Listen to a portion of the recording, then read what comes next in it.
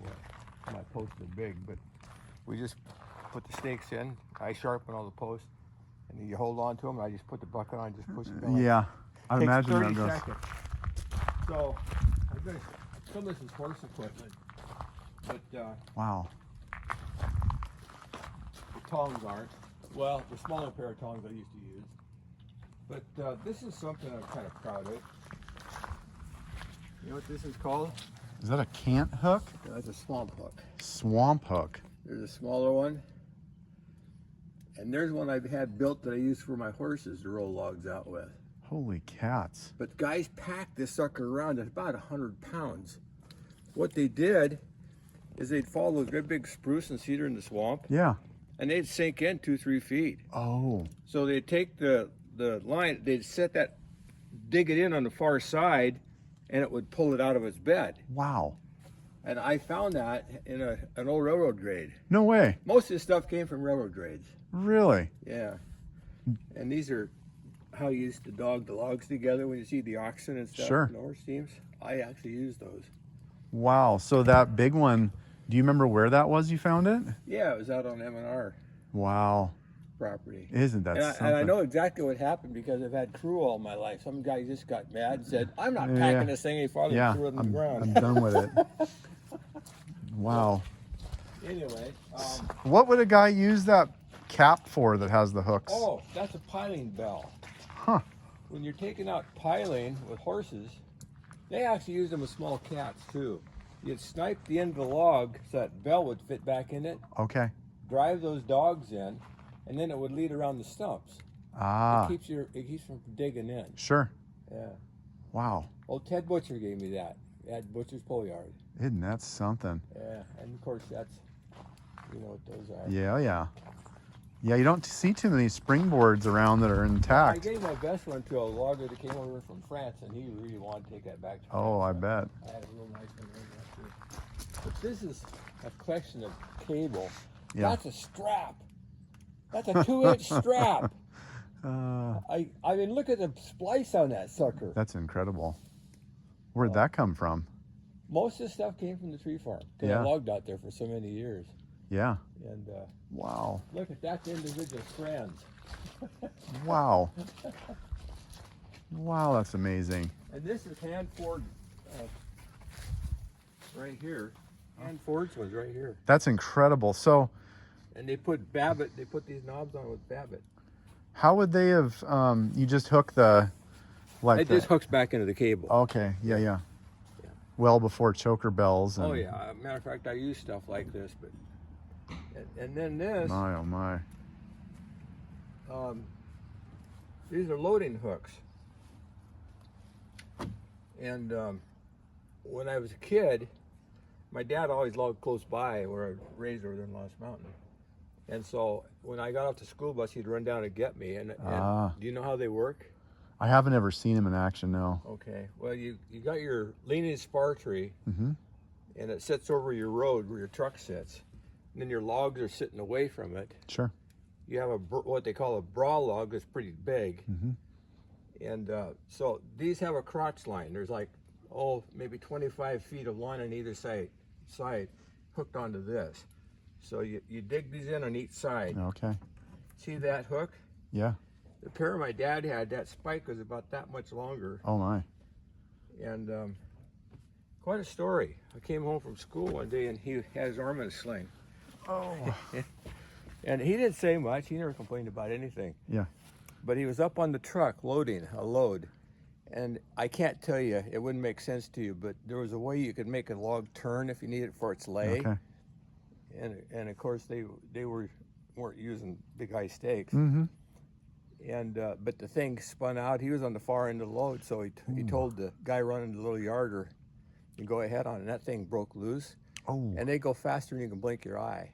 Well, he threw his arm up like that. I mean, involuntarily, and that hook went right underneath his bone of his arm. Oh wow. And the guy running the thing said he lifted him 30 feet up in the air, and he had to lower him back down. Oh With wow. that spike driven into his arm. Oh my. He missed 2 days of work. Yeah. Okay. in the L&I days, that'd have been a lifetime claim, except he would have never done it. Sure. But he went back to work after 2 days Wow. with his arm still in a sling, and he could still use it. Oh man. So they were using cheese blocks to keep those logs Yeah, on? they were cheese blocks. Yeah. And here's something I had never seen out in the woods until just a few years ago, and it's hard for you to see it. You see that curved piece of metal? Yeah. I found a whole stack of those against the stump. Those are the grates out of the burner and no steam yarder. Oh, really? Yeah, and I've given most of them away. Russ Smith saw some, and you know Russ. Yeah. And so he said, yeah, can I have that? So I gave all but that one away. Wow. That was a replacement. They had to replace them every once in a while because they'd burn out. Sure. So Wow, isn't that something anyway, else? but look at these choker bells. 40-foot choker bells like that. Oh, I couldn't imagine Okay, wrestling here's a funny story. one of these. This is on M&R. Mm-hmm. A log dug in, and this thing came to the landing. Oh, It dug in the ground, and it picked this thing up and brought it into the landing. really? So we unhooked that thing, and just being funny, Okay. I sent it back in the rigging. Oh, okay. Well, it took a long time ago. What the heck happened? Yeah. Well, that thing was so stiff, they had a nice big second growth. Oh. But they finally got it hooked, and they Oh, sent wow. it back in on Wow. that. But we couldn't get it unhooked. We had to get bars and stuff to get it unhooked. Wow. So that- What year do you think that was? Oh, in the 90s somewhere, I guess. Yeah. Yeah, that's an amazing find. That's cool to think about. You're just, dragging logs away, and you get these Oh, yeah. these fun things that come up in the rigging. Yeah. How neat. So anyway, that's my little collection of mementos, Yeah. and I give a lot of stuff away. As I get older, I find that I don't mind leaving some stuff for my kids to struggle with when I pass on. Monty will probably want some of this stuff. Sure. He makes right good. Yeah, I forgot he's just through the woods there. Yeah. Wow. Pretty neat. Yeah. Thank you for the tour. So even like the crosscut saws, Yeah. you found those out in the woods too? I have found crosscut saws in the woods. I think it's the same thing because they'd get wore out. Sure. And the guys were real touchy if they didn't have sharp tools, because my dad, that's what he did. Okay. I mean, he used a crosscut saw and double-bitted axes. And he used to have a saying, he who uses dull tools is going to hell. Yeah, I'd imagine it'd feel like that. But, I mean, it actually doesn't make any sense to use a dull tool if No. you're making your living with it. No. So, anyway, Life's tough to begin with if you're using hand tools like that. yeah. Well, anyway, that's just some of my stuff. This is, of course, this is all horse-drawn stuff. Yeah. Here. That's a fro up there. Okay. Shakes. I've seen those in use That before. swamp hook is a find, though. I haven't even seen one of those in a museum like that. No, I've never I mean, I went down to Camp 18 and I Yeah. don't even remember seeing one like that No, down there. I've been down there too. That's a cool spot. Yes. They got really good food. Yes, they do. Yeah. They have got good food. Thankfully, I don't live any closer. I'd probably weigh 400 pounds. Looks like you're doing okay. Well, yeah, I stay a little bit better shape because I'm not sitting in one spot all day long or driving log truck. So, yeah, it's pretty good. Yeah, that's like I had a guy drive log truck for me. Was an over-the-road driver for many years. And his first load, he couldn't get the wrapper. Wrappers over. Yeah. And I was walking up there and I was watching. What's going on? He had thrown them again halfway up. Couldn't get them on. And finally, I had to go over and throw them on for him. And he was complaining. He says, I can't figure out why I can't get these things on. I says, well, the heaviest thing you've lifted in the last 30 years is a box of Twinkies. Yeah. What do you think of that? He got madder than heck. Was that driving the General or was he in your older? No, that was a Seagull. Yeah. So, but when we sold out 3 years ago, I kept that in my D4 and my F800 dump truck. And of course, I got my horses in the barn too. Oh, you still have them? Okay. You want a picture of my horses? Yeah. Let's take a look at them. Yeah, At the I horses still here. use them. I like to do my farm work with them, and do little odd jobs with them once in a while. When the sun's shining, like today would be a good day to work. Sure. Do you still have your GMC line truck? Yeah, I do. And how many years was that a log truck before you converted it? You know, not too many. Here's my team, Tim and Tom. All right. They're 5 and 6 year olds. Wow. Yeah. Huh? Wow. They weigh about a ton apiece. Yeah. Yeah. Yeah. He's okay. I'll vouch for him. Yeah. Tim. Oh, that's nice. Yeah. Yeah, I like driving my horses. So how long did you log with horses? Or have you logged with these guys? I started out logging when I was, well, I cut my first load of pulpwood when I was 6 years old. With my older brother who was 9. Huh. Because my goal was to own a BB gun because I wanted to be Daniel Boone. Okay. All right. That's a true story. Yeah. Oh, cool. So, of course, in those days, there was no way to make money. Well, we had a little acreage there, and there's some small fir blowdown. Ah. And I got the bright idea to cut 4-foot pulpwood. Okay. Well, where's it at? I got a sweet saw around here somewhere. But so I talked my older brother, who was 9, into cutting 4-foot pulpwood. Oh. And it took us all summer to cut 2.5 cords with a sweet saw. Wow. There's a sweet saw. Wow. And that saw on top, Yeah. my dad cut that down for me because after a while, he said, you know, you could probably saw faster with that. So we used that for a couple of years, and then he cut that one down. That is some work, man. Let me tell you. So how long did it take for you to get the money to buy that BB gun? It took us all summer. Yeah. That was 2.5 cords. Wow. And we were getting $15 a cord from Crown Zellerback. Wow. And I had to pay the trucker $4.50 a cord to haul it. But a BB gun was only $5. Sure. I think I ended up with $11, Man. which was a fortune. Oh, yeah. Grown men weren't making $11 a day back there. Wow. So, My folks got in an argument. I had wonderful parents, but I remember hearing my mom going, "He's too young to have a BB gun." And my dad just looked at her and says, "If he's old enough to make the money, he's old enough to buy a BB gun." oh, man. So Anyway. So how, now, your older brother, so that's Gene? No, Gene's my younger brother. Gene's younger, okay. Yeah. And no, my older brother was in the Navy, and he passed away about a dozen years ago. Okay. Yeah. But so my dad only gave me one lesson on gun safety. Yeah. And it still applies today. He said, never point that gun at anybody or anything unless you're going to pull the trigger.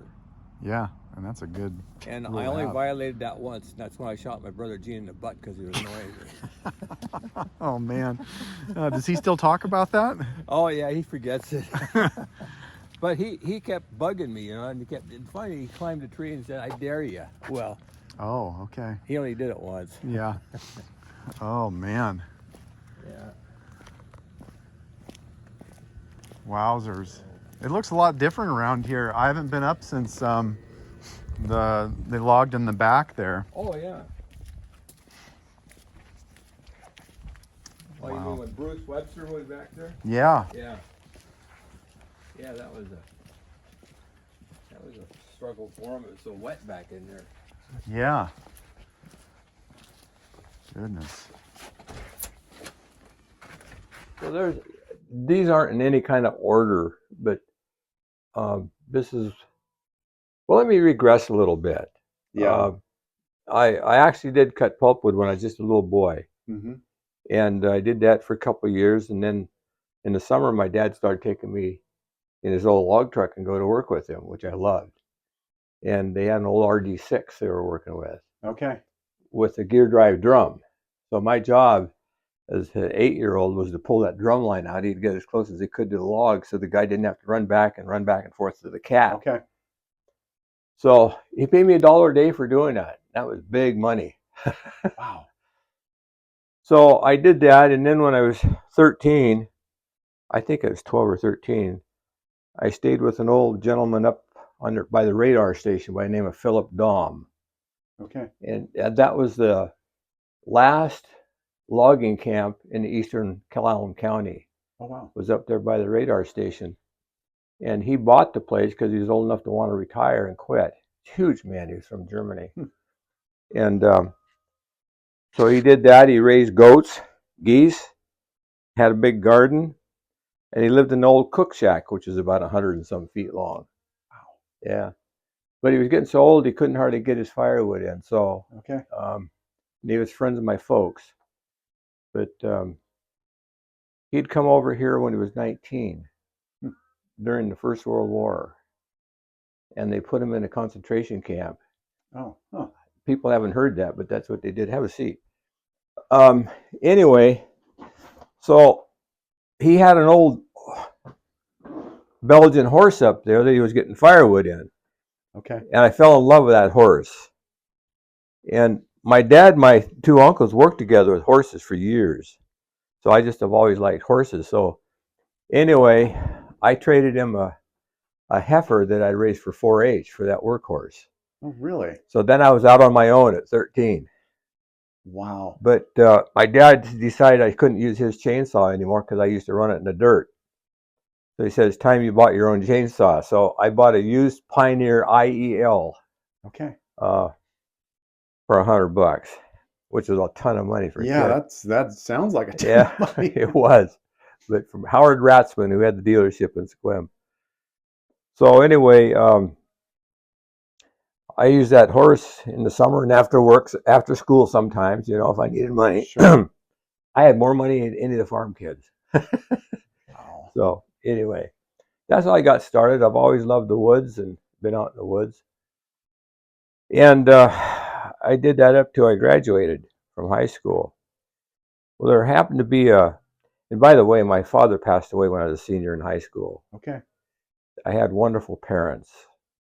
And I can't say too much good about them. They're just, and I got to tell you, Daniel, when you grow up in a good household, as a kid, you think everybody has a good household. Yeah.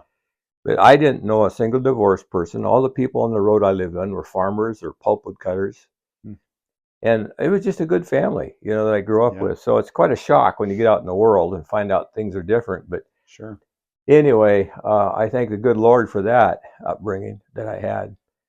But it was a tragedy in my life when my dad passed away. But he sent along another guy by the name of George K. Johnson, who has the tree farm down here in Agnew. Okay. And he was logging a estate sale that he had thinned up there. So he was only half a mile from my house. So I walked up there one day and said, hey, I'm going to graduate in 2 months and I'm looking for a job. And he said, well, what can you do? I said, I can do anything. Later on, he'd tell the story, and he said he had a lot more confidence and ability, but I liked him. Wow. So anyway, when I said that, he had bought this brand new 4-wheel drive Ford tractor. I'd never seen one before in my life. Beautiful. I just fell in love with this thing. And he was loading a load of pulpwood. So he climbed off of it and said, let me see you run that. So I looked at it and go, okay. Well, later on, he kind of laughed. I finally got a log up in the forks, but it took me a while. So he had a little corner piece that he didn't want to do. It was going to be kind of tough. And he said, if you want to come up and you can use that tractor, and it had a real nice Carco winch on it. Sure. And if you want to use that, he said, I'll just give you whatever you make off the money. So, wow. And it was a thinning, but it was real nice fur. So I did that, and I got it all done. And he looked at it. And he said, man, you did a good job. So he said, yeah, I'll hire you, but I will only take you on as a partner because I don't want to pay any L&I. So we signed partnership papers. I was actually only 17. But I love the guy. He's like a second father to me. Oh, neat. He's kind of an opposite of my father in many ways. He was very kind and very loving like my dad, but his financial dealings were different. Okay. George didn't mind going in debt to buy new equipment. My dad had old junk, to be honest with you, and we worked on it every weekend. Sure. So I probably in my later life became a combination of the two. I've bought some new equipment, but I bought old stuff, and fortunately I have one of my best friends, Fred Spring, is about the best mechanic in the world. And if I brought a piece of old equipment around, he'd fix it up like it was new. Yeah. So he saved my bacon in a lot of ways. So that's how I got started, and we did that. I was 18, and I met a girl who was 16. That's her up there. And 2.5 years later, we got married. 8 months after that, I got drafted and went in the military and served as an infantryman in Vietnam for a year. Wow. 367.5 days. But one of the interesting things I told Finley Hayes about that, he did an article on me, is that I'd started subscribing to the Logger's World before I went over there. My wife used to send me a copy of it. Okay. And he did an article on me once, and I said, well, that was our secret weapon. He said, what do you mean? I said, I left those all over the jungle, and the Vietnamese died laughing. Yeah. Gosh, that's he had a great sense of humor, but he didn't laugh at that one. But anyway, I survived over there. I saw a lot of action, but God took care of me. That was good. And when I came back, the guy I had, in 60, when I was 19, I bought a Garrett Skidder. Okay. There's a picture right up there. That Garrett 10 Skidder. Oh, this guy right here. No, that's brand new 15. Here's the 10 right here. Oh, wow. And that was a tractor we loaded with. But that was a brand new 15 I bought in 69 when I got out of the service. Oh, wow. I mean, that's the first turn of logs.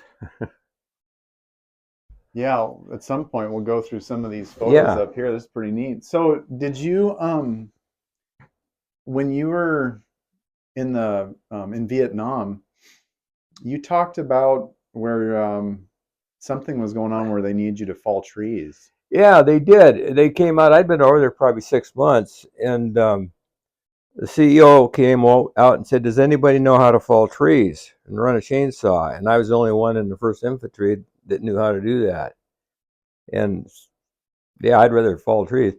Anyway, we were by the Michelin rubber plantation. Oh, wow. Which was huge. I mean, it was just a huge place. You go up in a helicopter and you can see rows of trees every direction you look. But what would happen, they only had one road that ran through South Vietnam. We call it Thunder Road. I think it was Highway 1. But anyway, those rubber trees get pretty big. They look like giant fruit trees. Wow. And they could be pretty big. So what would happen, though, the road was narrow and they were right up against the road. Well, the Viet Cong would stand up there when they would run a convoy through that road for 3 days a month. And it was just at different times, so they didn't do it the same every month.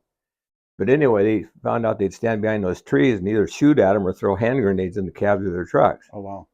So they tried pushing over all they could with those big tank retrievers, but some of them were too big. And then the villages that grow through them too, so they couldn't use equipment to do that. So they bought out 2 brand new chainsaws, and they were Sears and Roebuck. Oh, wow. I didn't know Sears and Roebuck made chainsaws. They were in wooden boxes, and they were they didn't have the bars or chains on them or anything. But anyway, I put them together, and they were gear drive. They're big old heavy gear drive saws. And so I got them fired up, got the gas and oil for them, got them fired up, and then they wanted me to train somebody. So how do you do that? And, without doing it. But I did. And so I showed these guys how to make their undercut. And we didn't have any wedges, so the trees weren't real tall, maybe 50 feet tall. But so I got these poles. I get 3 or 4 guys to push on the back side because we needed the directional fall. Oh. And that worked out okay. And so we were able to do that. Well, I remember the first day, by the way, it's 110 degrees out. Oh. So I'm working without my shirt on, and they had to set up a perimeter around me because I couldn't hold my rifle on a chainsaw. So they set up this guard around me while I was falling into trees, and I fell 115 of those trees in one day. Wow. And I think those guys I trained got 8 or 9. Wow. But anyway, I got big attaboys for that. Oh, I bet, yeah. And I did that 2 different times at 3 days each. Later on, I was told that the U.S. government Well, the Vietnamese government took over the Michelin rubber plantation from the French. So because we were following these trees that they got the latex off of, which is like thick white paint, that they had to reimburse the South Vietnamese government so much per tree, which was a lot of money. I thought, boy, that's bad. We're over here fighting for them. Wow. And then we got to pay them for these trees. But anyway, so I did that. Fell right through their hutches and all their little buildings and everything. Never hit on one of them. Wow. So that was my experience over there falling trees. And then you came back over and bought a skidder and started. Yeah, I went back. The guy that I'd sold my skidder to that was working with George K. Johnson decided he didn't want to do it anymore. And he called me up and he said, "Do you want to buy your skidder back?" And I said, "Are you nuts?" I mean, it was a good paying job. I was making 3 times more money than my father-in-law was working at the mill. Wow. But anyway, I said, "Yeah, I'd like to, but I think you're crazy." So we did that, and so I bought it back for the same thing I paid for it. And in 3 months, I paid it off. So I went out and bought a brand new gear at 15. Yeah. Wow. And you started with a 10. A 10, yeah. And then I got to 15, and then George died. Okay.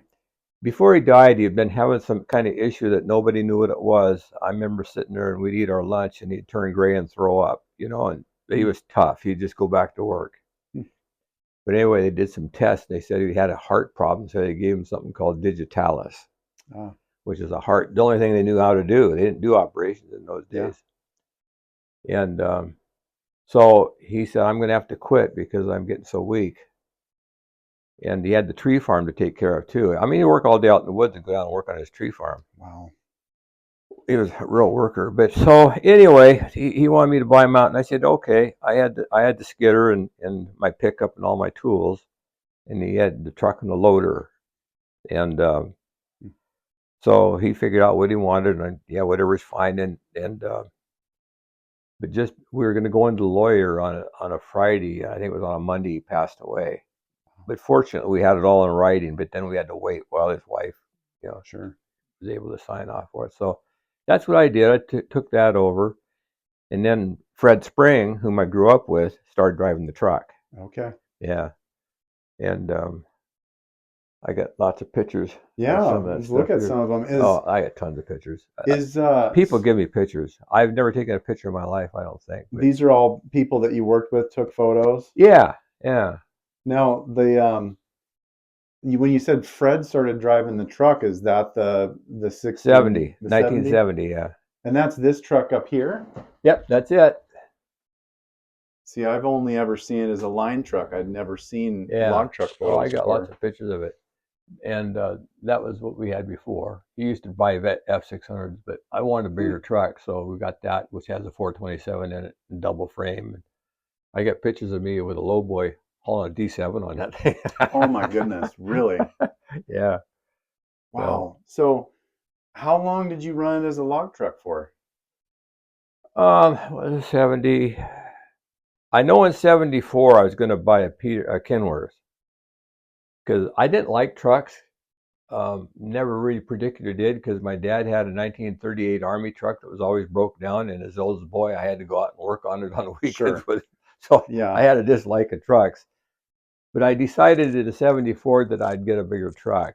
And so I went to see the salesman, and he gave me a price. Well, I decided to do it. I told Chris, I said, my wife, I'm going to do that. But he's one of those kind of salesmen. He called me up that night and says, "You need to sign the papers today." Okay. And I go, "Why is that?" "Well, because tomorrow we're going to have a 10% increase in price." I said, "Well, you can just keep your truck." And so I wasn't that excited about it anyway. So yeah. So here's regressing a little bit. Check that picture out. Now, where's this? That's my Uncle Dave Breithaupt, and that's me. I'm home on leave before I go to Vietnam. That's out on the other side of Forks. Oh, I forgot what that road is out there. But that was a parade load. I just happened to be going out there for the 4th. It was the 4th of July, and that was in P. Anderson. Really? One of the bigger contractors out there. And my uncle fell. Both my uncles, they had a busheling company. And anyway, that's Hemlock. I've never seen another load of Wow. hemlock like that. Those 2 logs only had like 1.5 inches of taper and they're 40 feet long. Oh my goodness. And that was the top cut there that he was just loading with that big heel boom. Where are you at here? I mean, assuming That's that's here. M&R. That was a brand new cat I bought in 1980 with a wide track, those Apex tracks. Yeah. And I logged alder for years out there with that. Oh yeah. And it worked great. A little bit expensive to operate, but man, that sucker would pull. And it just about, I said, I could log right across Lake Crescent with it. It had that much flotation. Wow. But that's the first yarder I ever owned. Where did it come from? That yarder? Yeah. It came from Weyerhaeuser built that. Really? Yeah. And it's a ship's mast. They put that whole thing together and they used those. They built them for, they were rigging trees. And somebody got the idea to do this to pull the corners and stuff, the smaller patches. And then when the more modern yarders started coming out, I think I bought that in the 70s. And that's what we logged with, yeah. So a lot of times had 2 sides, going the ground side and the cable side. And when with Fred working for me, a lot of times I could still go horse log, which I love doing. So I horse logged for years and years. But a lot of times it'd only be like 2-3 days a week, and then I'd go out and do that. But oh my. Yeah. So how long did you do the skidder logging or the cat logging before you got into having a yarder? Well, I bought that one up there in 1970. Okay, so you did it for a few years before you got that? Yeah. Yeah. And then you ran that for how long before you got the... Well, then I bought another tower after that. That was slow. It had hand guy lines on it, and you had to move. It had blocks hanging up to that you had to move. Wow. Yeah. So you had to get a guy that had guts enough to go up there in a chain and swing those blocks. So there was a tower called Gem, Gem. Yeah. And it was a guy that worked for Skagit. And I don't know what the whole story was, but he built several. They were a truck-mounted yarder too, but they had a BU-85 on them. Okay. Which is quite a bit bigger yarder. Yeah. And it had a big Cummins on it. And I don't know if you ever saw that one. I don't even know if I got pictures of that one. Yeah, I had never seen photos of it. It was a blue thing. I probably do around here somewhere because I got boxes of pictures. But you remember more this. Yeah. That's the one that cost me a fortune. Oh yes. Yes, it did. And I had that. I didn't have any idea that Eric wasn't that happy logging and he wanted to quit. But anyway, I thought that would last him a lifetime. By the way, that thing's back in Forks now. Is it really? Yeah. Who has it now? Russ Smith told me about it here just a few months ago, and I didn't recognize his name. Huh. But it went all the way down to Oregon just to come back. No, it went to what's that highway that goes over White Pass? Just on the other side of Ritchie Brothers there. Yeah, Highway 12. Yeah, a guy lived up there a ways and logged up in that country. Wow. It didn't go down to Oregon. I didn't realize realize that. that. The BU-84 went down to Oregon. Oh yeah. Yeah. I had it all mixed up. Yeah. And I love that yarder too. That was the one that Dick Hopkins put together. Yeah. He was my hero. He just passed away. No, I didn't know that. Yeah, his funeral was like 3 weeks ago.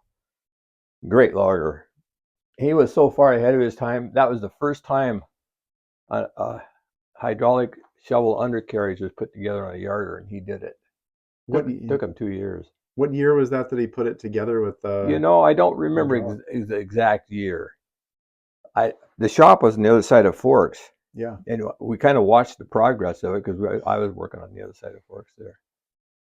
But wow, I wish I could remember that, but I don't. I don't know if I ever knew, actually. Did I ever tell you about that yarder that after when Dick sold it? Oh, yeah, I know where it went, and I know the story. It was a sad, sad shape. Yeah. Dick wanted to sell it to me, and but I wasn't ready. I had that Medill, and I moved so much. That's one of the advantages of that Medill. You can leave the tube standing up. You can just walk it in places, But then I started getting those bigger jobs. You know, the DNR has gone back and forth on cable logging and ground logging and where you and so forth. And so most of the time your logging with the DNR was short. Mm-hmm. And then they started putting up these sales where you're getting out long ways because they didn't, you know, ground conditions. Sure. We started all that BS. Mm-hmm. But anyway, so that's why I decided I wanted that yarder. And I didn't know where it was at, but I happened to run into a guy that did. And so I went down and looked at it. It was pretty sad. So it cost me a bunch of money, but we put it in the shop and put a new undercarriage underneath it, and they went through the whole thing. And yeah, it was a good machine. Yeah. That Chapman undercarriage had a little bit to be desired. Sure. I remember it was pretty slow. It was slow. I mean, it was steady. But when I walked it up Jupiter Mountain, it took me a day and a half to get up there. Yeah. Yeah, that was no easy task. But it still made it. Yeah. Yeah. And once you got it set up, that thing was a good yarder. Yeah. Yeah. Yeah, I have plenty of pictures and video of that thing going up there. Well, I think I started to tell you that when we came back from this little trip, I turned on the YouTube. Oh, huh. That picture was on there. As the first picture that came up was a picture of that yard. I go, wow. Who did that? Oh, and that must have been Daniel. Yeah, yeah. Huh. Yeah, I got a bunch of video of that when you guys were up there on Jupiter. Matter of fact, it was funny. I was thinking about this the other day driving up Spencer Creek. Is when you guys were logging Spencer Creek. I don't know. It's been probably 2004, 5. I don't know. It's been so long ago. But I went up there, and for whatever reason, where I was working at, I could never make it back in time to see you guys while you were working. But I wanted to get a job there because I saw that yarder. I thought this has got to be a highball outfit. I think I want to go work for them, but it never worked out. So yeah, a lot later on. Well, yeah, you had that video I saw had the truck that Eric sold you. Oh yeah, okay. Yeah, had that in it. Yeah, I was on that switchback down below. That was a stinking miserable job, though. Yeah. I tell you what, that was probably the worst job I ever logged in my life. Yeah. It had a couple of good units. That very first unit we logged up there was that was nice wood. Yeah. I mean, we were just flying the wood out of there. Yeah, it was very nice, straight. Not much taper. But once we got up on top, that was a blooming nightmare. But my only claim to fame, I think I was the only one that didn't go broke up there. Yeah. Yeah, you guys did pretty good, I thought. Yeah. Well. And even it was tough logging, but what I remember was it was a hard place to make any money, and a drive tire eater, and you gave me a check towards the end of all of it as just kind of a bonus, and it's not like I was doing anything worthy of it, but thanks for staying on. Here's a few extra bucks for drive tires. So that meant a lot to me. Well, you know, the company I work for, Murphy, they paid better than most too. Sure. Yeah. And Knox Marshall was great to work with from Murphy Company. And I really enjoyed working with him. I've had some good people that I work with and a couple I won't talk about, but that's how life is. Yeah. So. I was going to say, out of all the different people that have worked for you, is there any one or two or handful of people that stick out the most? You know, I've had some real good people work for me. Back in the day before this COVID thing hit, I mean, like Dave Graham was in that picture. He worked for me for 40 years. Yeah, that's him over. Yeah, right there. Yeah, over here. And then Wally Apple on the other far left, he retired. Marlon Joe, he retired. That's my son Monty next.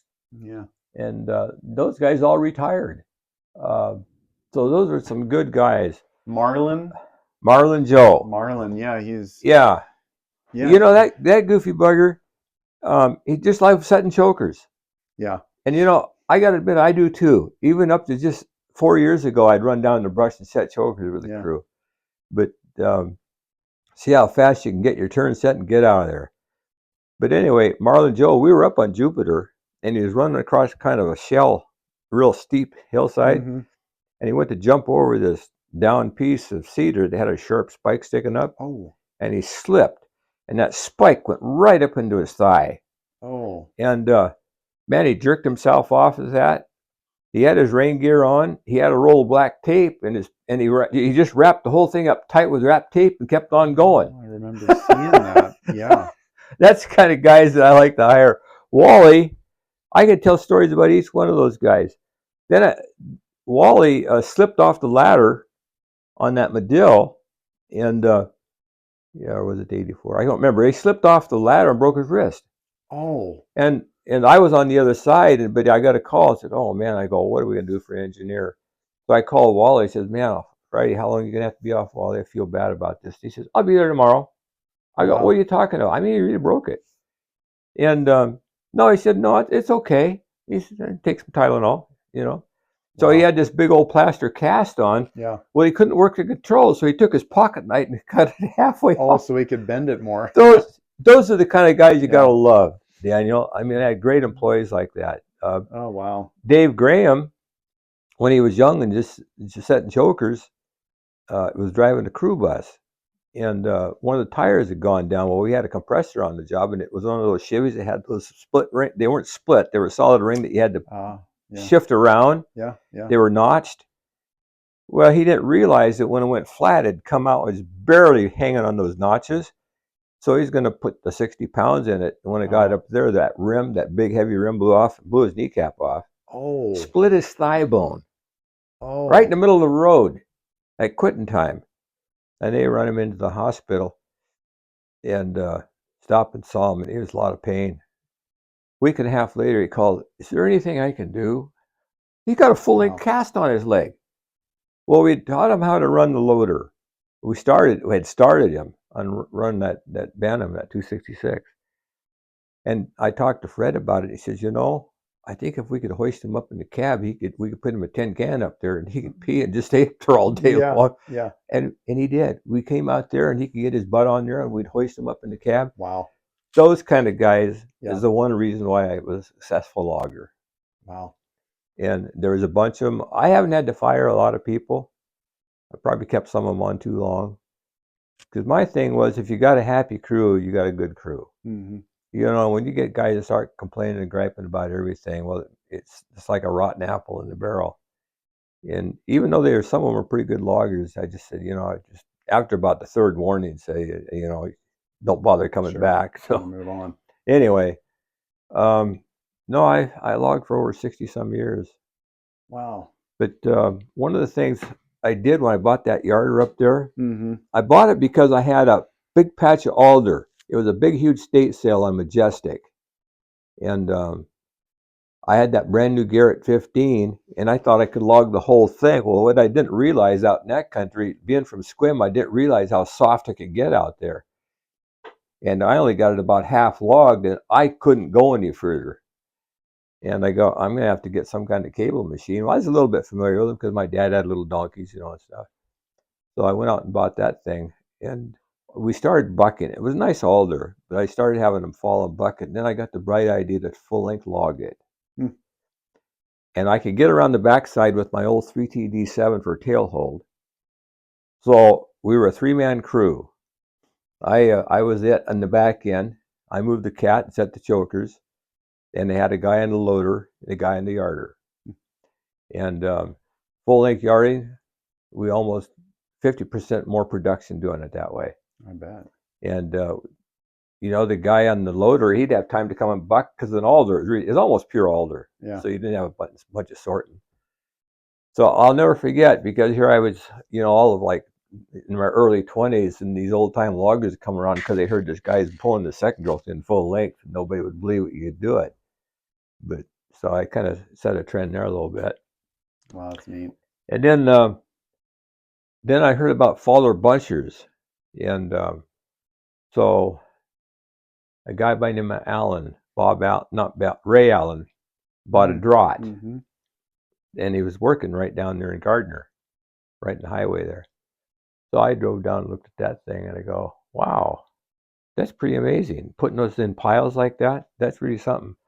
They were slower than 7-year-inch, but those piles made a heck of a difference. Anyway, so I went out and bought a used one. Okay. That was kind of a mistake. The same machine. Yeah, Draught 40. Yeah, Draught 40. There was a good clean one, but it was used. Caterpillar had it. I bought it from them, and so we used that for a couple of years. And I had a guy by the name of Grant Dupree. Did you know Grant by any chance? The name is familiar, but no, didn't know. He lived down by Hadlock. Mm-hmm. Excellent mechanic, and you didn't have to worry. I mean, he'd fix anything. The only thing he didn't fix is when he buried that draught in the swamp and it sunk over the engine. Oh, okay. Ruined the engine. Oh man, really? That was a job getting it out of there. But anyway, he was a good guy. But I'd heard about a guy building these tilting machines that were a lot better, and it was called a Timco. Oh. So I looked him up, and he was from Wisconsin. A guy by the name of Pat Crawford, Mm-hmm. who was a logger in Minnesota, had started a small factory and was building these Timcos. And I'd seen a picture of him somewhere. And I go, boy, that looks interesting. So I called him and he said, yeah, come on back. So I flew back to his factory. Wonderful man. Really liked him. So I ended up buying the first Timco in this country. Really? Yeah. And, but you know, it had one weakness. And I looked at it and I thought, this thing is a little bit light for our wood, because that wood back in Minnesota is, I mean, that's not tall wood. And it's not near as big. So Grant got down that thing, and I was working some big fir above Squim here. One of the first things he did is it had a pincher head. Oh, yeah. And anyway, one of the first things he did was grab a big fir that he couldn't gnaw off, and so he went on about 3 different directions. It went over sideways, Oh, no. and it just bent the top half right over like an L. Oh, no. Well, fortunately, that thing, see, they had a crawler on the bottom. Yeah. It wasn't up above. That thing had crawled just incredible. So he crawled back out of that canyon that he was in because he was falling for the cable machine. And so I called Pat up and told him, he says, will you take it to, he wanted me to bring it back there. I said, I can't do that, Pat. I said, but I got a good machine shop that can fix it. And he said, well, we'll pay for it. Oh, wow. But I want pictures of what you're doing. Yeah. So we did. And I had it fixed up and really reinforced. And we had it for several years, never had any more trouble with it. Oh, my. Yeah. So anyway, yeah, I've been back and forth, and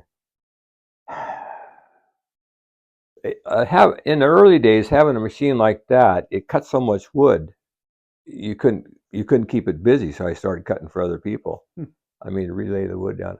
I ran it myself one day. I kept up with it, and this may not sound like anything, but I think I did like 20 some loads in one day, one 8-hour shift. I mean, that thing was fast. Just it was perfect stuff for it to clip, Sure. and just like that. But anyway, so you have to work because you want everything to go like a dance. I mean, it's got to be, everything's got to fit together. You can't have one of your machines sitting waiting. Yeah. Did you ever buy a hot saw buncher? Or?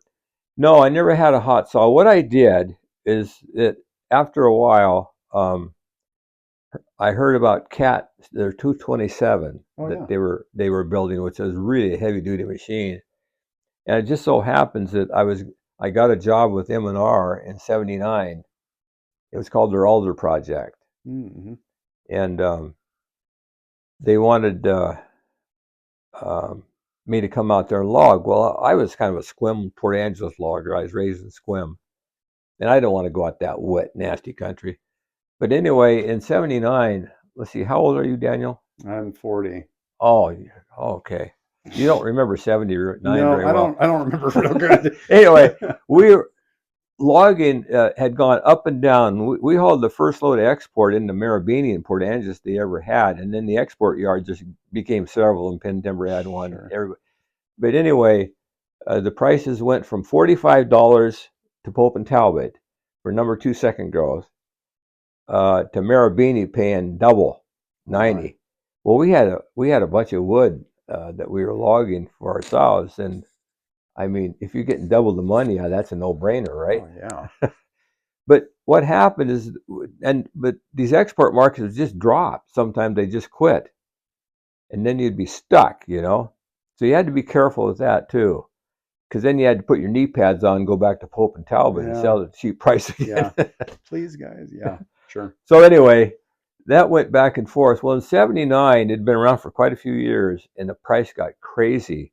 It actually at one time briefly went up to $1,700 a thousand for number 2 second growth fir.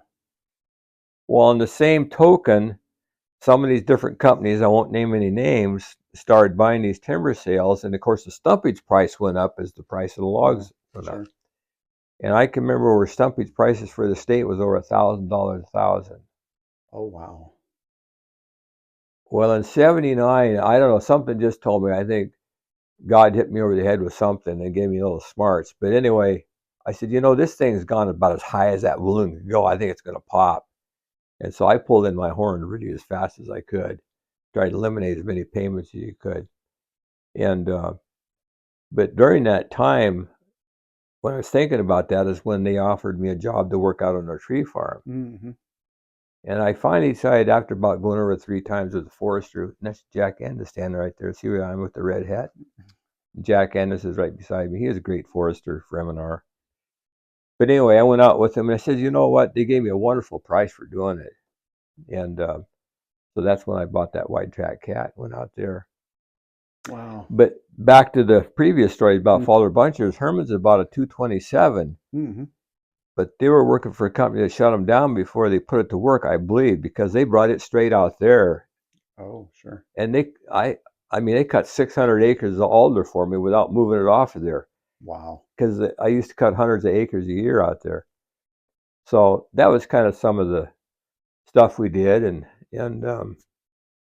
Where do I go with my stories now? They get better with age, Oh, I know. I love them. I love them all. Well, when you guys, okay, let's paw through some of these photos. Are we going to stop for a minute? Oh, get a picture of that. No, the gooey ducks. Where's this from? Down Browns Point. Wow. That's incredible. I dug every single one of those because I had long arms, and that was my brother, and he couldn't do it. And of course, that's my wife and my kids. That was more work than work, but it was sure fun. Wow, that's neat. Just some of the stuff I did for fun. Oh, there you are. Yeah. Yeah, digging gooey ducks. Yeah, we got all kinds of pictures of that. I was just looking. I got nostalgic this morning looking through these pictures. Oh, I bet. I love gooey duck chowder. It's my favorite. Look at that mess of them. Goodness sakes.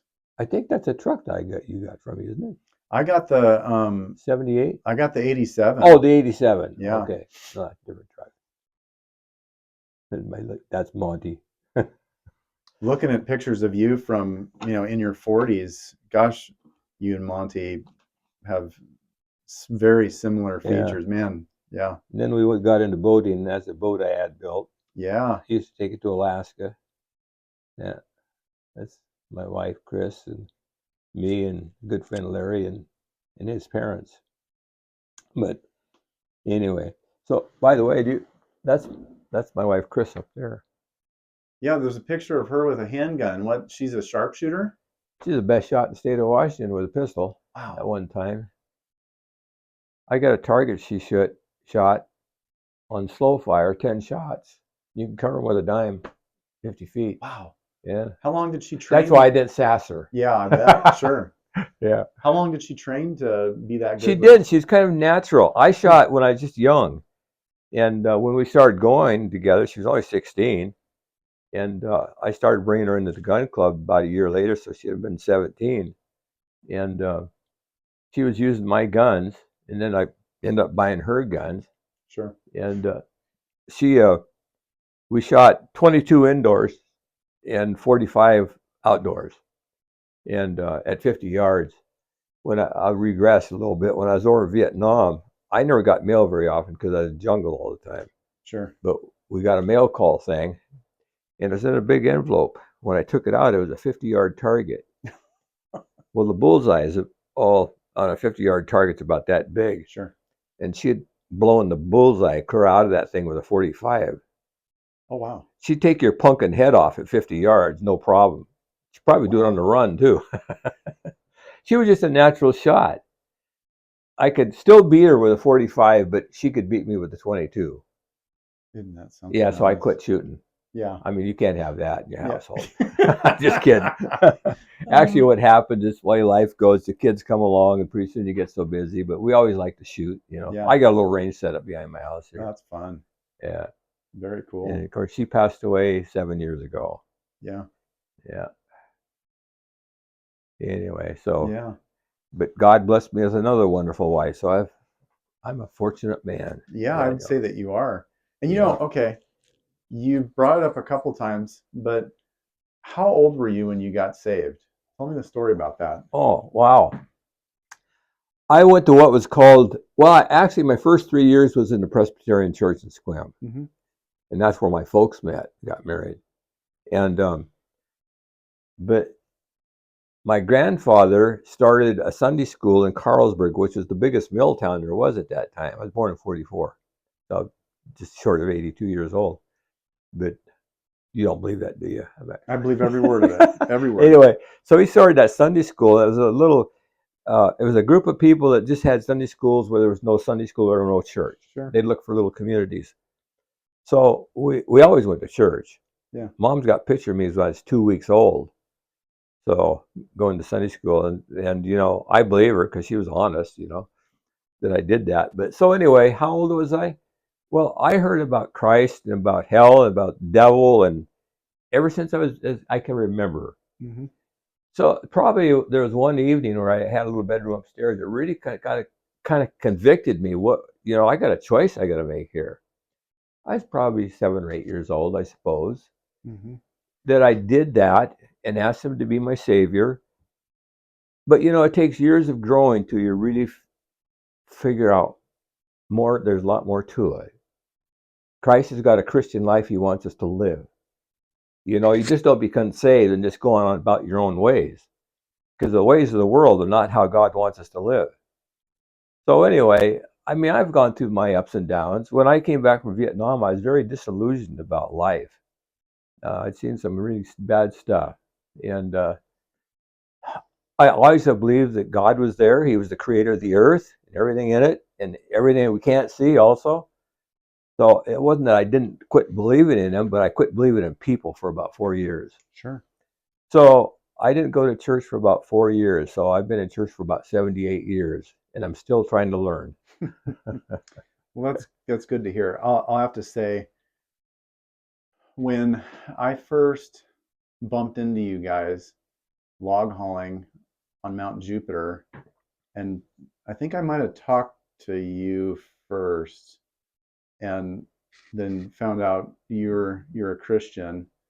I was elated, and same when I talked to Eric a little bit too, and found out he's a Christian. It was absolutely,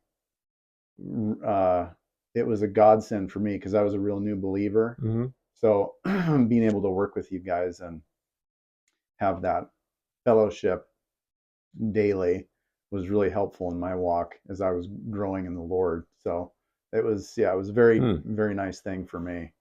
Yeah. I'll say. Well, it says that we become brothers. Yeah, that's right.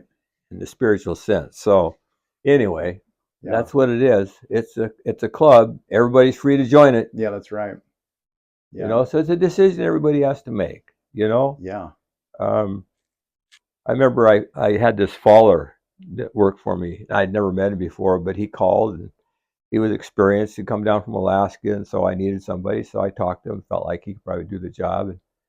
And I took him out and got him starting on his strip.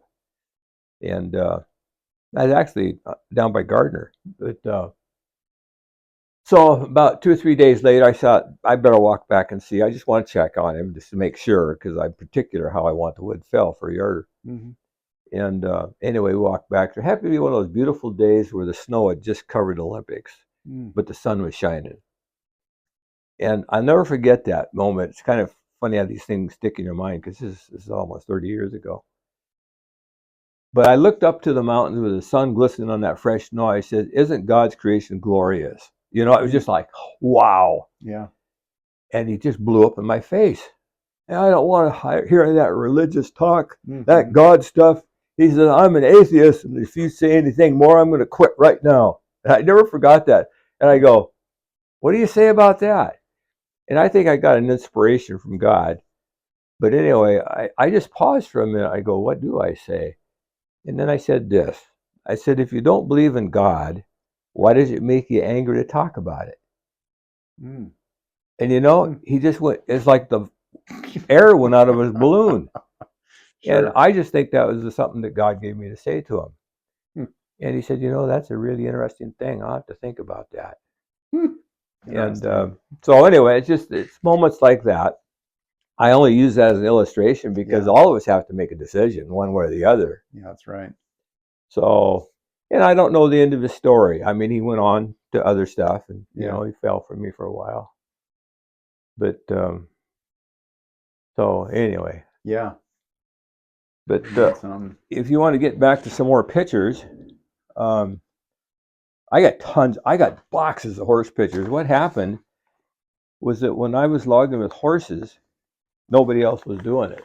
So you know, the word spread. So I actually had the. You see these big pictures here? Yeah. That was from the Times newspaper. Their photographer had heard about me, and he called from Seattle and wanted to know if he could come and do an article in that pictorial section that they do in the paper. Oh, sure. And so he sent those to me. Everything you see here has been sent to me. I haven't bought a thing, but except for my wife Donna. Now, that's her right there, and that's our governor right there. She was one of the princesses down there at the logging show in Oakland where she grew up. Yeah, isn't that a cool picture? That is a cool picture.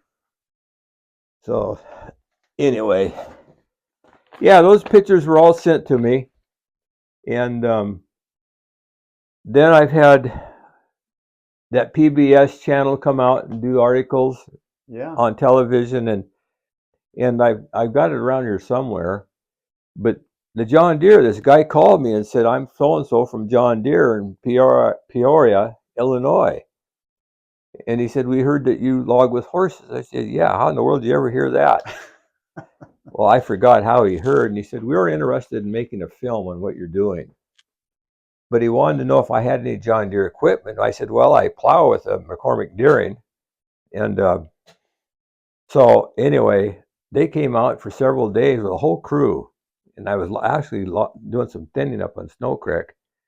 And then we came down and I hooked 4 head up. You can see a picture over there where I got 4 head. Oh, yeah. Okay, that's what that is. Yeah. So anyway, I hooked up 4 head, and they did a whole film on that. And what it was for, I'd never heard of it before. I didn't know why they wanted to do it. But once a year, they have an annual get-together for people that use John Deere equipment. They put on a big banquet. It's a several-day event, and they have human interest stories. Yeah. So I'm a human interest story. Oh, wow. And he gave me a copy of it. I got around here. I had it transferred over to a CD type thing. Sure.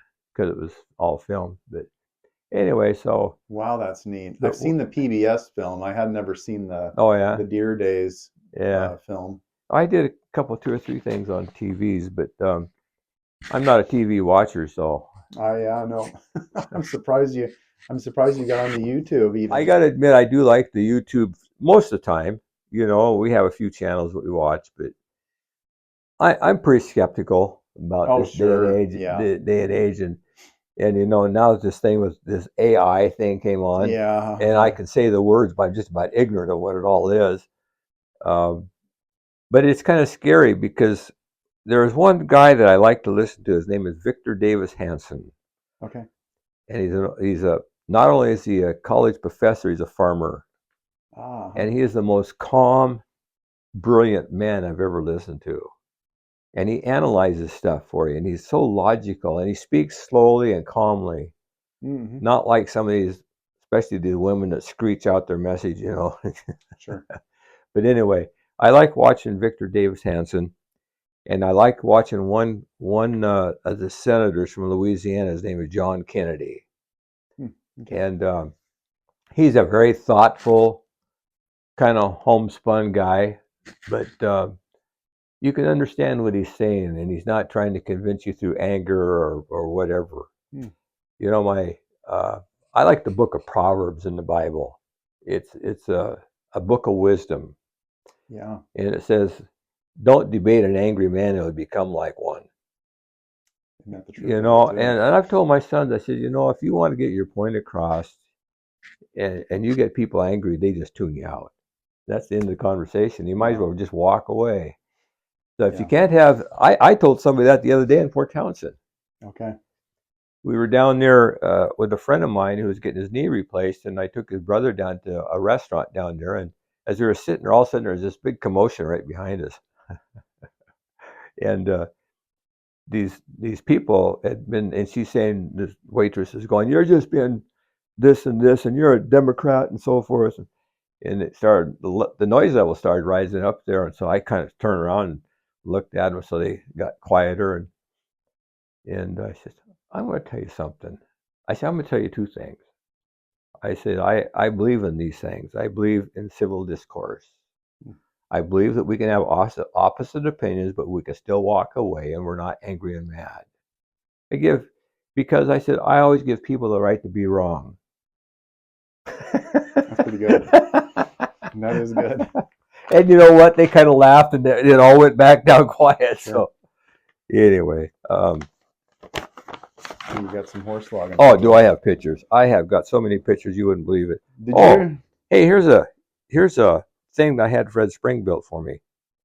So what is that? It's an arch. It's got a double drum chainsaw winch on it. I got more pictures of it too. Here, let me see if I can dig them out. There's all kinds of pictures I got. Oh wow. Oh, here's another arch I had. Can you see that one? That's a regular arch. But that didn't work as good as this one. Oh wow. Yeah. That's an old growth log. I actually yarded out. That's why I built my garage out of old growth yellow fir. No kidding. That I horse logged, yeah. Oh, there it is. There's a team out in the woods. Oh wow. With one winch, I can raise and lower this gantry. So I can lower it down. So I generally back up where the logs are at, hook onto them, bring it up tight, and then I'll raise the gantry up. And then, if you can see, I drop it back. I drop the turn back down on a bunk.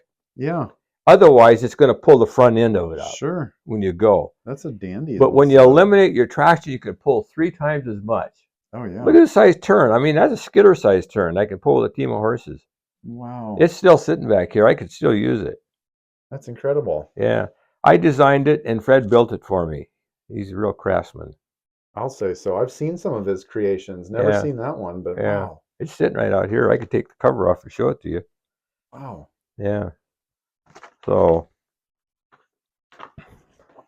off and on, how long did you horse log for? Well, this was in the 90s somewhere. That was out on M&R. I was doing a thinning out there. They taking pretty big wood out, actually. You retrieve your photos. Yeah. Did you ever find your that 1986 issue of Loggers World? Yeah, I did.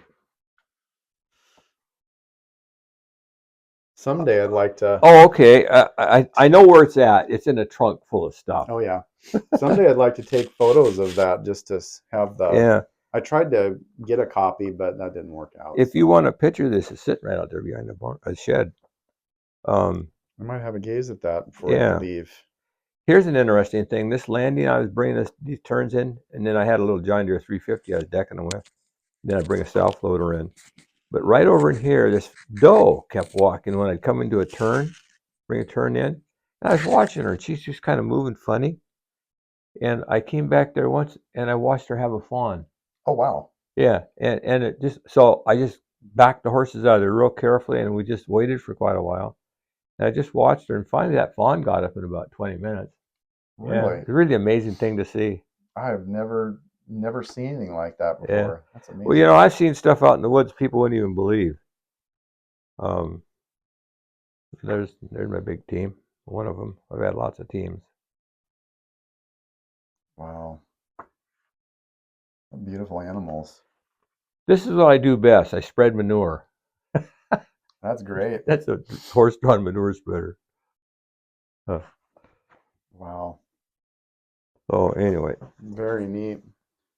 So your picture album, is that all of horse logging also? No, it's not all of horse logging. Like I say, I don't know this for a fact, but I probably spent more time out in the woods than just about anybody. That was just my whole life. Let's see what I got. That's pretty. Oh, here's something kind of neat.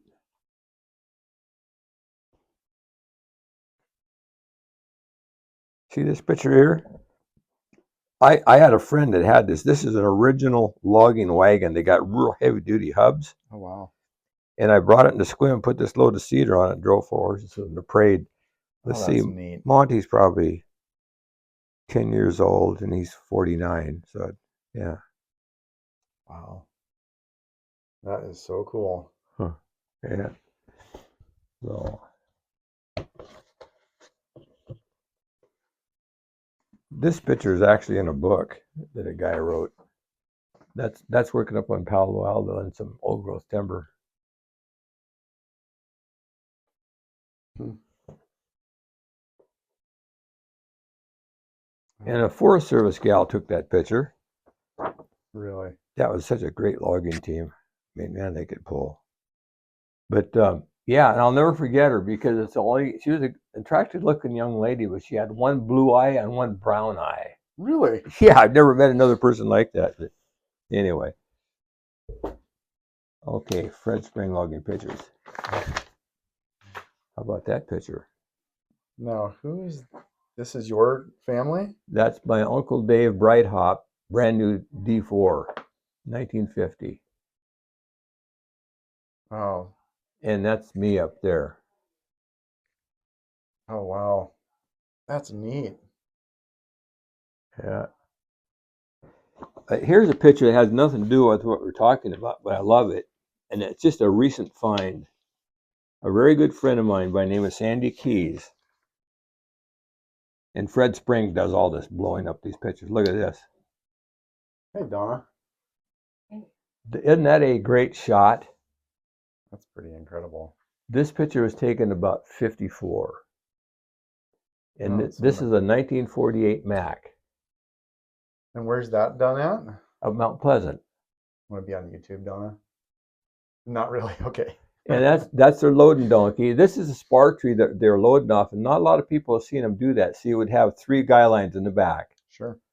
They would put the guy lines up and have them right where they wanted them, and then they'd follow the tree. Oh. And that's where the truck road was. And you can see they had their little donkey up there. That's Sandy in the hard hat. You can barely see him there. Wow. And his helper, they're doing something. They got the line tangled up That with is a something. big load for that truck. Those Man. are 17/8. Those are what's called peeler blocks. So where would they ship those off to? Pin ply. That was a big plywood mill down here. Here's Sandy with the same truck with some smaller stuff. Wow. So was that gas powered then? That truck? I don't know if it is or not. It was in 1948. I talked to his son who is still alive. Sandy passed away years ago. And that's an HD5 cat that he yarded that stuff out with an arch. You can see the notch on that tree. Wow, isn't that something else? What a cool photo. Yeah, I just loved that. He was a great friend. He made a ton of money because the guy that actually owned this truck was a guy by the name of Burroughs. What was his first? Burroughs was his last name. Burroughs and Fox was a logging operation around here, and they bought a lot of timber. What's that? Jim Bauer horse logging. There's a YouTube video. Remember that? Oh, I think he said he saw it. Did he see Yeah, that? but we gotta make sure and point people to that on here. I can't find it anymore. Really? Yeah. Huh. I'll see if I can put a link in on this video to that because I watched it a couple of years ago. Yeah, but I haven't been able to find it this last Huh. month. Anyway, I had Fred make me 2 of these smaller pictures because we got a restaurant we go to, and they got a lot of logging pictures in it. Yeah. But I'm going to bring these 2 pictures in for him to hang. That is so cool. Yeah, that's Sandy right there. Probably. That's great that Fred can do all that. Oh, yeah, he got the fancy equipment. I never would have guessed.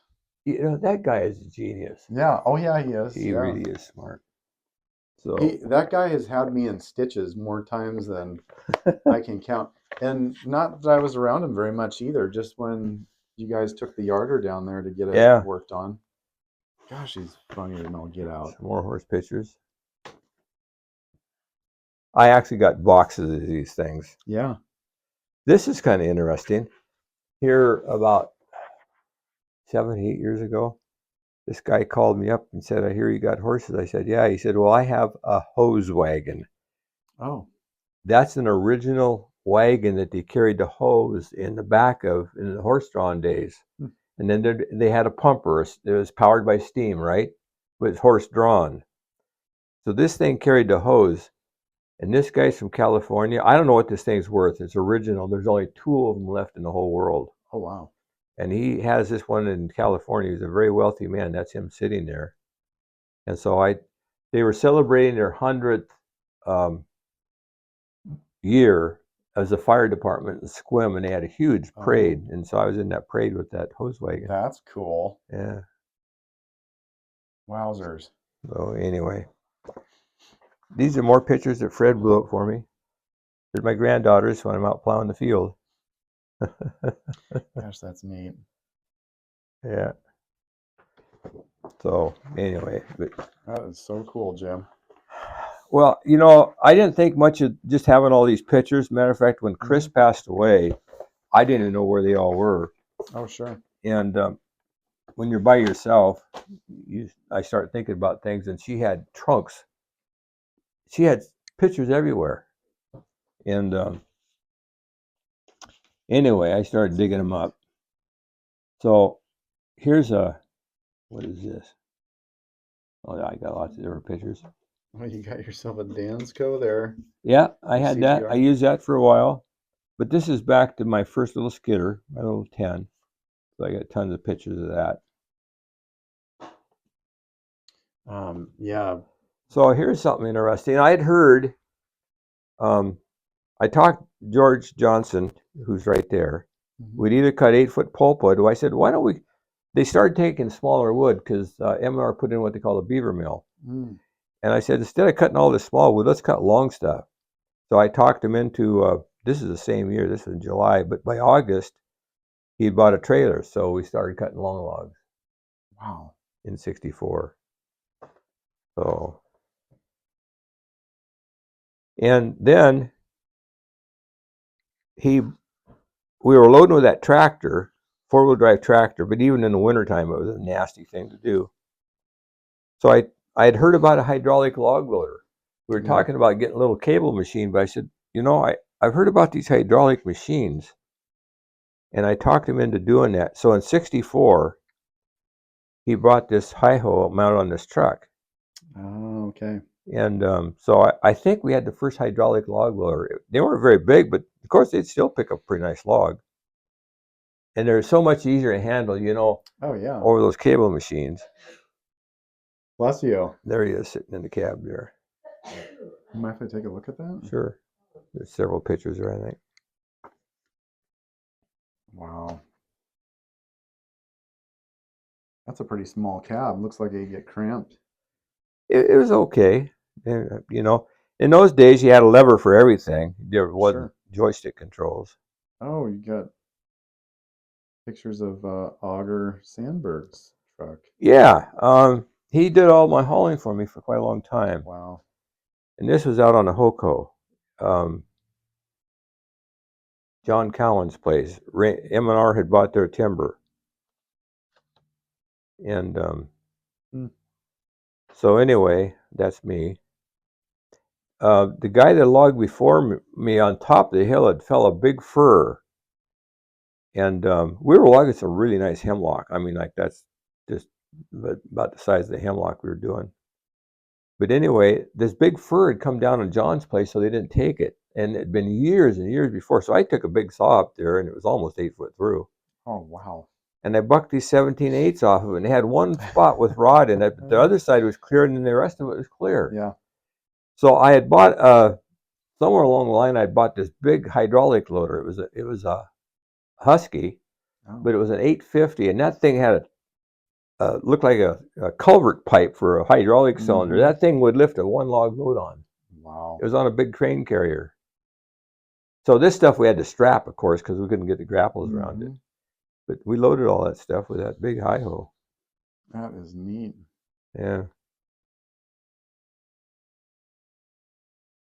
There's some more pictures. That's me standing up top of the load. Who's next to you? Yeah, I don't remember who that is. That's a long time ago. That's back in the 70s. Okay. Yeah. Who do you think The biggest There's character. my first cat. Oh wow. 1964. I think it was just before the First World War, so it was like in 1940. I used that for a long time. I built a lot of road with that sucker. Wow, cable blade. Yeah. I love that old cat. Was the maintenance pretty good on those cable blade dozers? Oh, they're great. Yeah. The only thing was down pressure was very. Oh yeah, yeah. So here's the interesting story. I got a call from somebody and said, "I'm so and so," and it was a lady. And she said, "I got a friend from France who's a logger, and he's over here visiting me, and we heard about your operation. Want to know if you could come out there?" So I go, "Well, okay." So they showed up, and he was kind of a small guy. Let's see where he's at. Where's he at? Oh, right here. I was wearing that goofy red hat, so he put that red. That's him right there. I'm standing next to him. Okay. Anyway, he couldn't speak a word of English. Really? Not a word. So I had that one one spruce right there. It was out on the other side of Joyce. You see that's a big spruce there. But anyway, I had a big husky there, like a 3-foot bar on it. So anyway, to his interpreter, I said, he says he's a follower. I said, well, go follow that. I go, this is going to be a joke. He did a great job. He put it right down.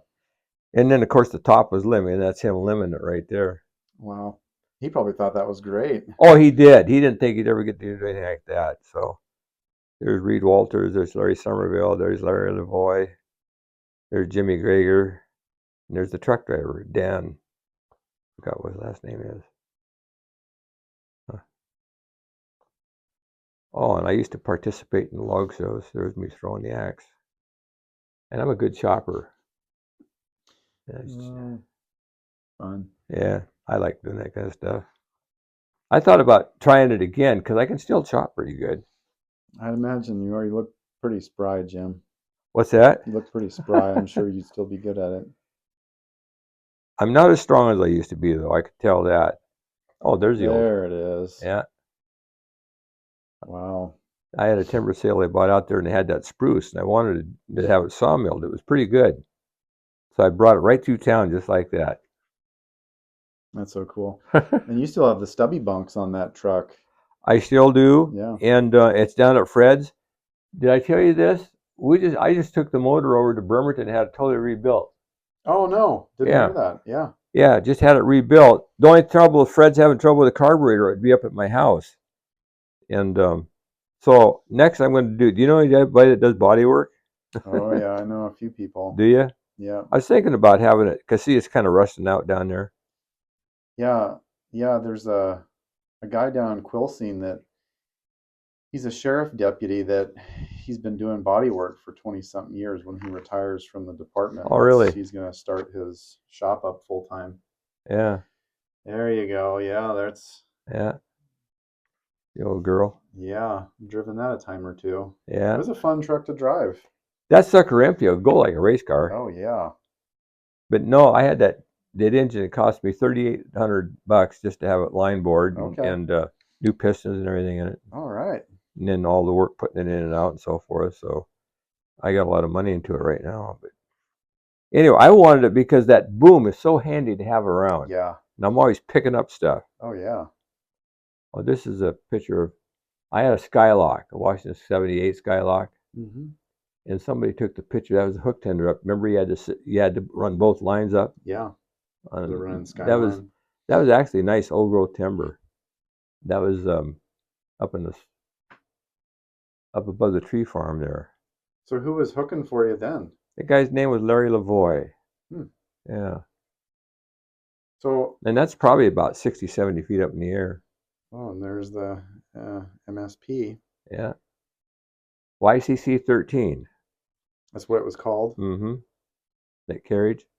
YCC 13. Yeah. Slack pulling carriage. So how long did Larry work for you before he worked for me for quite a few years, but then he got his leg broke. Forgot how. Okay. And then he got a job at the prison. He decided he was done with the woods. Okay. That was a brand new Kawako log loader. That was sitting down there on what's it? Herb's place down there. Oh, Beck. All right. Cook. Herb Cook's place. Yeah. So that's up the Dosey Wallace. Yeah, then? that's okay. another place up in the Dosey there. Oh wow. So is that the one that Dave ran? Well, I had 2 or 3 of these. Well, I guess it'd be. Probably it might be the first one. Oh, I don't remember okay. for sure. Oh, and there's There's how we haul logs. GMC back when. Yeah. Goodness sakes. I couldn't imagine having a big log like that on there and driving a gas truck. That. You know what? Going down that 427 back in the day, a lot of the trucks with the Cummins were only 220s. Mm-hmm. And then they came out with the 262s, but and the guys that wanted the Jimmys had the 318s. You going down the highway, that truck could outpull those 318s. Oh wow. Yeah. I mean, you hated to get behind one of those at 318 going up the hills. Now here was several of the spruce we logged out. This was the second cut, and that's a Sandberg truck. You can't see it. But what I'm doing is it was in the summertime. I was out in the Hoko, and I dug a pit. Oh, sure. And I'd back the truck in. We'd drop the stakes. I'd roll it on. And now I'm holding it in place with a blade. And I had to notch it because it was too wide to bring the stakes up. Oh, okay. And this was the second cut. The butt cut, I actually had to bring in a lowboy to haul. And this was just another one, so I was hauling with my own truck, single log loads. Wow. Yeah. I think it was 12 foot through on the butt. That was a load of nice spruce, just nice second growth spruce. Man, oh man, oh man. Yeah. So, and this was, do you remember Donnie Myers? Yeah. No, this wasn't Don. Who would that have been? Oh, Ken Martini. I've heard of him, yeah. Ken Martini. That's some wood I was horse logging up there in Palo Alto. And this, I logged out in that Deep Creek area for years. And this is the very last load we took out of there. We logged thousands of acres out there. And that was Avery Bumgarner. That's me and that's Monty when he was just young. We took a picture of the last load going out of there. And he had a 3408 cat in that thing. Oh, yeah. Juiced up. Yeah, fire breather. I only rode in that thing one time when we were working down Tiger Lake. You know where Tiger Lake is? No. I'd go down to past Bremerton, and instead of going around that corner, you go straight ahead. Oh, sure, yeah. And you go up the little way, and then you go to the right, and it was way back in there. Yeah. Rainier had bought a beautiful piece of second growth. I wasn't going to go down there, but I went down and looked at it. It had been thinned. So all you had was nice wood. No small stuff in it at all. That wasn't this. But anyway, when he was down there hauling, we came down and hit the highway, and you got that long pull out of the Gig Harbor there. We were past the cars. He was shifted up, going up that hill. We were going 70 miles an hour. We hit the top of that hill going around cars. I couldn't believe it. That's amazing. I mean, because I used to ride my dad's old 1940 Army truck. And I could have, when he had that thing in low gear, you could have walked faster. Yeah. Yeah. Yeah, I read a book from a fellow in the West End made it. I think it was, I don't know, life stories from gear jammers and log truckers or something. And they talked about that, setting the hand throttle and walking alongside the truck up Elwha Hill. Before, yeah, the Elwha is. But just going out of Squim on the old road, you had to go up the hill, and it wasn't real steep. Yeah. But Dad would be down low, you know, on that thing. And, you know, I liked to ride with him down to the dump. The dump was there in Blinn. Yeah. That was the log dump. And, you know, that's another thing that kind of bugs me a little bit. But they tore all that dump out, and there was a creek coming down right there. Jimmy Come Lately Creek comes out right there. So there was a guy that used to work for us down there. His name was Glenn Harbaugh. And he had a house right beside that creek. Well, every few years, that creek would build up full of gravel. And so he'd just take a D4 cat down there and open it back up. And so the salmon could swim up there, because they couldn't swim up there because the water was only 2 inches Sure. deep. They don't do that kind of stuff Oh, anymore. no. So I caught my first fish out of Jimmy Come Lately about 2 miles up there. Wow. And I was just a little tiny boy. I remember going down there, and Dad had given me this little fishing pole, and every one of those holes you could catch 2 or 3 little cutthroat trout. Oh, man. Yeah, that's the first place I ever fished. I don't ever recall seeing a salmon come up that creek, though. Yeah. So, but I shouldn't get into that. I'm Because curious. I don't believe in building bridges across dry creeks. Yeah. Yeah. Yeah. You want to get a lot of people fired up. Talk about the salmon barriers and all the different stuff that's going on in the state. Oh, yeah, I can, but you know what? It doesn't do me any good. No. But although I do believe that we can have a voice in government, and Don and I be starting to become more involved, and because I think a lot of people feel like we do, Mm-hmm. and I think, one of the most powerful bodies in the United States is your county commissioners. Yeah. And I think they need to hear our conservative voices, which I am one. I have spoken before them, and one of the first things I ever told them, I said, I will tell you one thing: I won't swear at you, I won't call you names, and I will not raise my voice, but I'd like to be heard, because I believe in civil discourse. So I had my say. But if you go in there, I mean, like I said earlier, you make people angry, you just lost your argument. Yeah. I don't believe in that, but I do believe that things need to change. They've spun out of control. So anyway, I won't say any further more about that. Yeah. I'm curious, Jim, out of all the different places that you've logged for and all the different timber companies, what was probably the best place, as far as people you've dealt with and well, I've logged for I think mostly not companies, but the people that work for them. Mm-hmm. Jack Annis was a good guy to work with. I logged with him. He was the forester for years, Maryland Ring. Chuck Miner, I logged for Rainier. Chuck was a wonderful guy. Common sense. You could talk to him if something wasn't working. You'd discuss it, Sure. And the other one was Knox Marshall from Murphy, the same way. Matter of fact, it's kind of funny because most of these guys, if you give them a bid, they always want to kind of Jew you down a little bit, Oh, can you do it any cheaper? And I'll never forget when I started working for Knox and they had a big sale. Actually, it was down on Duckbush. It was that big job we had up there. Yeah. And I had bid on it myself, and so had they. It was a good job. It was a big job, like 12 million feet. But anyway, another guy came along and got the top bid, but he didn't. He wasn't awarded the sale. I'll just say that. Sure. So they put it up a second time. Well, so then you look at your bids and you look at whoever, what everybody bids then. Mm-hmm. And I go, darn, I'm gonna have to raise that. But I left quite a bit of slack in there, so I'll raise it up. Well, Knox had raised it up a little bit higher, and so afterwards he came out and asked me if I wanted to log for him. I said no. Sure. And so anyway, we called a little bit later. We got to talking about it, and he said, "Yeah, I'll think about that." So he said, "Can we meet?" And we met down in Shelton. He said, "Can you come down to Shelton?" I said, "Sure."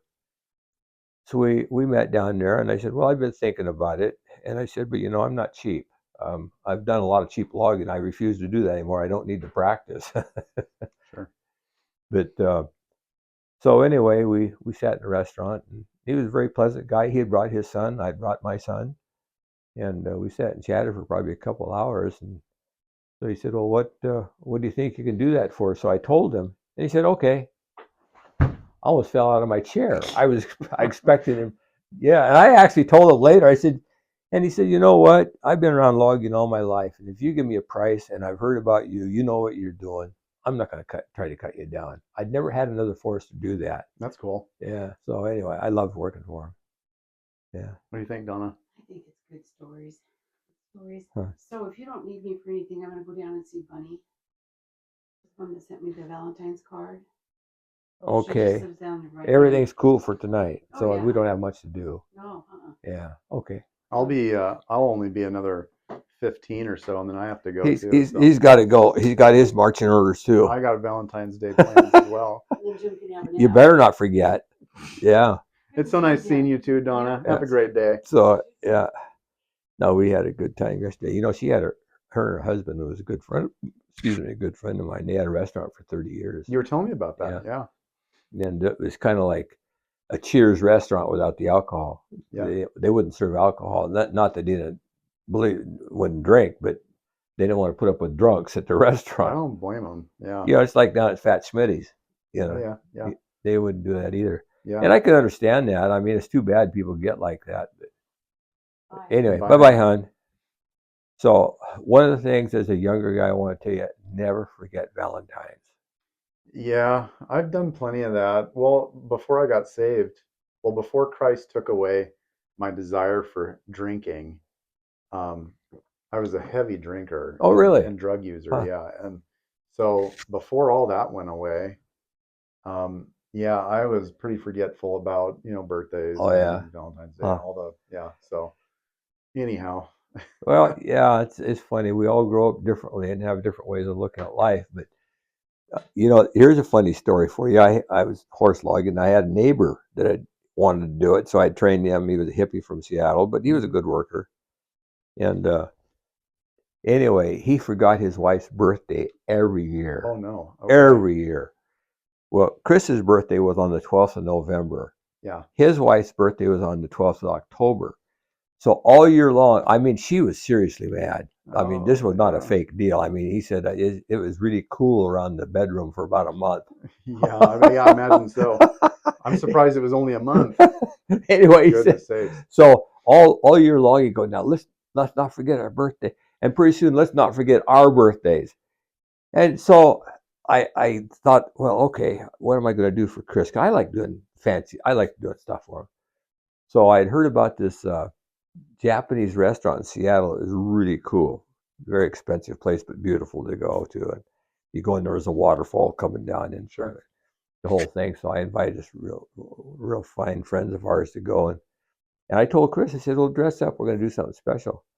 So we're on the way over there. She says, well, is there some kind of occasion? I said, happy birthday. And she goes, that's next month. You were thinking of his wife's birthday. Oh, man. I'm getting dementia. I'm only not even 30 years old. Wow.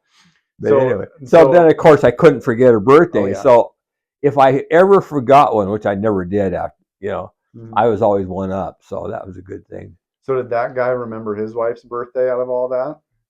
Yeah, he did. Wow. Okay. Yeah. So, I was thinking about this. Okay. And I'm curious because you work with a lot of people. Out of all the people that you've worked with, that you've had on the crew or been around, who was the biggest character? Like just a fun-loving, kind of fun to be around, always had a smile sort of a person? Well, probably the easiest going one was Reed Walters. Reed, okay. Yeah. And a guy that I never ever had to correct or tell him what to do. He could read what would need to be done. He ran that D4 from the day it was brand new. Oh, wow. And that I got sitting right out here. I still got it. Yeah. But bought it in '88. But anyway, he ran that from the time it was brand new. Never had to tell him anything. I mean, I say, this is a job that, the wood's out there bringing and landing. Okay. So I could be gone for a month and it'd still work. Everything would be going. And I've had other guys like that, but he was probably the easiest going one. Sure. Just what was really hard, he came to me one day and he worked for me for several years. Of course, he lived down in Port Townsend. Oh, okay. And he says, I got to quit. And I go, really? And he says, yeah, my wife's going to leave me if we were working out in the West End. Oh, sure. He was driving out there. I mean, he'd pick up the crew bus here, but still he was on the road for 3.5 hours every day. Yeah. And once in a while they'd stop at the shop and have a beer too. So I just Sure. Yeah. Anyway, so, and I mean, he was almost in tears. He said, I love working for you, and on yada, yada, yada. So here a few years ago, maybe 7, 8 years ago, we were working down there on Chimicum Ridge. Yeah, yeah. Were you down there? Yeah. Yeah. You weren't working for me then, were you? I was hauling logs on Chimicum Ridge for you guys. Yeah. Oh, did you? Yeah, Haul where something you had down to there? go above the farms there to get in. Right. Yeah. Okay. Anyway, we were down there, and Reed only lives just up there a couple roads to the right. Oh, like on an the other Ole side. Torkelson or something Yeah. like that. Over towards where that winery thing is back in there. Oh yeah, sure. Sure. He lives up there, I think, a second house, and he heard us down there. Here he comes up, and he says, "Do you suppose I can run that D4?" Oh, cool. Yeah, Reed, go get it. So anyway, Oh, fun. just a great guy. Yeah. Yeah, but what had happened, I mean, you know, and I wasn't mad at his wife. For crying out loud, they had the family, you know, and he was gone almost all the time. Yeah, that's hard. So I actually will tell you this: when I came back from Vietnam, and I didn't go to church for 4 years because I just was trying to sort my way through what all had taken place in my life, and my wife was going to divorce me. I'd been married 7 years, and she left me a note on the table, and it said, "You're the nicest guy in the world," but she said, "I never see you, so I don't know what the point of our marriage is." Because I started working during those 4 years 6 days a week, and then I started working 7 days a week. Sure. And so, anyway, that's what brought me back to the Lord, to be honest with you. Because you know, there'd been many times I was in a horrible wreck, you know, in a brand spanking new pickup. It went end over end, and I thought I was dead, but I hardly got beat up actually when it all ended. But Wow. I had a tree fall on me once. That old D7 that I had, that 17A, I was yarding with it. I was up above slab camp there, nice second growth. And I had a guy running, I had a Garrett 21B skidder. He was running that. Well, I had some followers in there, and they'd left, the fur was nice. Well, they left a couple of trees. I don't know why, but they'd cut them up. So out of like 100 acres that we were cutting or logging there was a few odd trees just standing. And so I was down below. I was bent over setting chokers, like that, bent over in a stack of trees. And next thing I know, I woke up because he had gone around a tree up there, and the top hit me. Oh. Right there, and went all the way across my back. It would have killed me, except the branches knocked me flat. It was the top of the tree, but it was still that big. And it felt like 100, you know. Wow. And it knocked down between those logs, and the log stopped it. Wow. Well, what happened next was, all of a sudden I realized my face is in the dirt. And I got my neck bent up, but I couldn't move my back. I couldn't move. And here come that skidder. He was going to run right past the cat and try to claw his way through that down timber. Well, my tin hat was there, and when it was right from here to there, I threw it up in the air like that, and he saw it and stopped from running over me.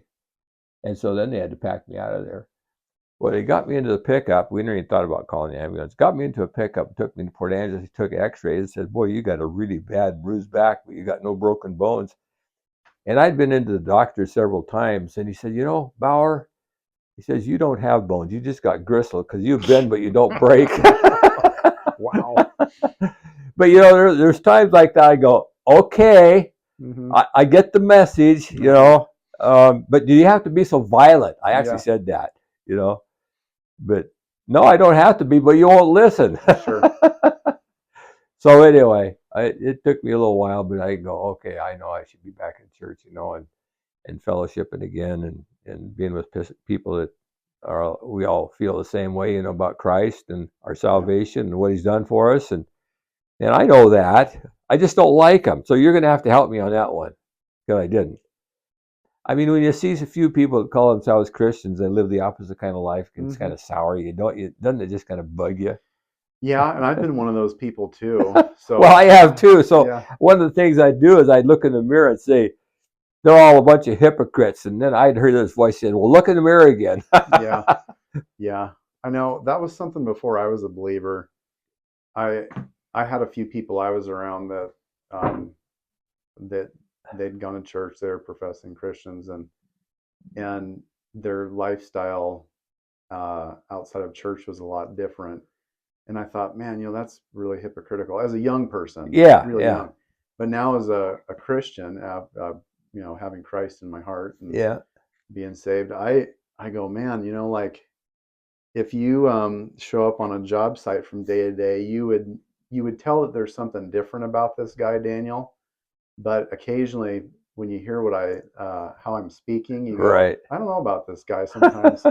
So yeah, I've Well, got my days. that I've heard guys profess, to be Christians. I believe they are. Only God knows for sure, of course. But Hmm. it takes a while to break some of those habits. Some people say they go away immediately, but some are just, it doesn't. Yeah, So it's funny. There's some stuff that, well, I was addicted to pornography and I was a terrible womanizer too. And that stuff all went away right away really, huh? with the drinking and Yeah. drugs. And I didn't have to do anything different, like on my own. But then there's other stuff like, foul language, like Right. that's a slow, I have to really think about it. Yeah. Yeah. So, Well, when it's in your head, it never completely leaves you. Um. So anyway, yeah, I worked my way through that, and as I started looking at myself in the mirror, I go, "Yep, I guess I'm one of them too." yeah, But sure. anyway, but Yeah, that thing about pornography, it's a really a nasty thing. I've never had that issue. praise God for that. Um, Yeah, that's good. it's a thing. I guess it's just my early teaching from my parents, how to look at women. But it's not that I haven't had a lot of lustful thoughts. For Oh, crying out sure. loud, Yeah, that's you something. see these women, the way they're dressed sometimes, it drives you nuts. But I'm 82 years old, it's still driving me nuts. Yeah, lets you know you're still Does that alive, give you right? hope? Yeah. Okay. I know I'll be all right then when I get up there into my early 80s. Yeah, Yeah. it's definitely something that you just kind of go, okay. Oh, yeah. Well, God created women to be beautiful in our sight, but He Yeah. also told you to keep it under control. Yeah, that's right. You're giving me mixed messages here. Yeah. Well, Yeah. Jim, I gotta wrap up because I've Sure. got my Valentine's Day Yeah. stuff I'm gonna do with my family. But as a parting, have you got words of wisdom you could share with somebody that is interested in getting involved with logging, or any words of wisdom in life in general you could impart on me and these viewers here? Well, I'll tell you what I've told each one of my 3 children. Mm-hmm. I said, I really don't care what you do in life, but one of the important things is, as long as you're a believer, that's number one. But as far as a business or a work ethic or work in your life, I said, do what you like to do. Do something you enjoy doing, because that's, a whole lifetime. I remember being in the military and hearing some of those guys that signed up for a lifetime. And I'll never forget one morning, there's 3 of these guys that had been there for a long time, said, I've hated every minute of it. I thought, what a thing to look back on. Wow. Yeah.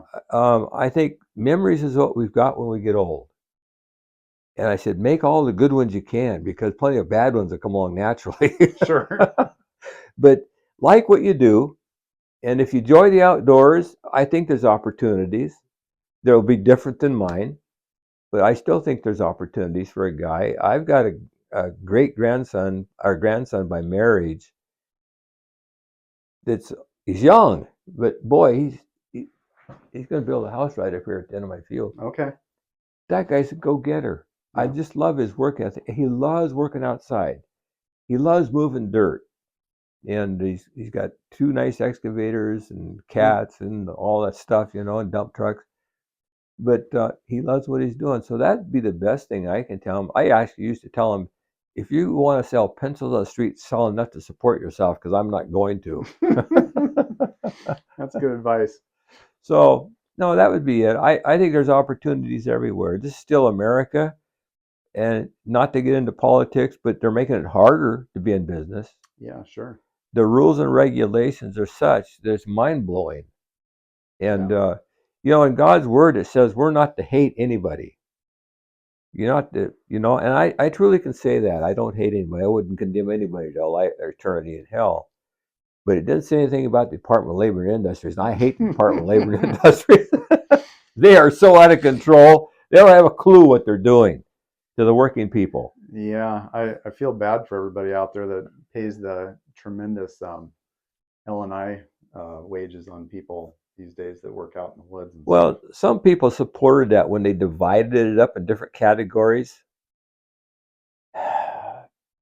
You know, we're all paying one rate.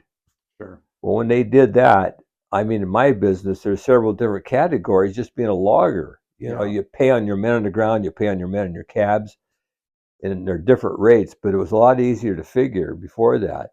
And when my rates on my men on the ground got up to be over $20 an hour, it was just about the end of us. You can't sustain that. And then I won't even go any further than that because their way of prorating that all out, it's ridiculous. Yeah. All I'll say is I've had them sue me 4 times actually, take me to court. And I think I was told that I was the only logger that actually won in court. Wow. When they came after me for something I didn't do. Goodness. But they charged me anyway with it. But you know, it took me 6 years and it cost me a lot of money to win. I bet. Yeah. But don't piss me off too bad because I don't quit. Yeah. Well, I appreciate the insight and thanks for taking the time to share your life story with me, Jim. Sure. Well, you know, I didn't know you back in those days. I might not have liked you, but you probably wouldn't have. No. You're okay. Yeah. Okay, good. I don't care what they say. All right, good. I don't care either. So it's good talking to you. And, you know, and I really believe that, you know, make all the good memories you can. Yeah. You know, and don't live in your past. You know, God says he forgets, so we should try to forget. And I think it's probably impossible to totally forget, but it becomes dimmer with age. Sure. You know, and the good memories come better, and you try to keep them truthful too. Oh yeah, yeah, that's right. Yeah. So. Okay. Anyway. Okay. Well, you enjoy your afternoon. Yeah, you bet. So, if that doesn't do it, I'll charge you the next time. Okay, sounds good.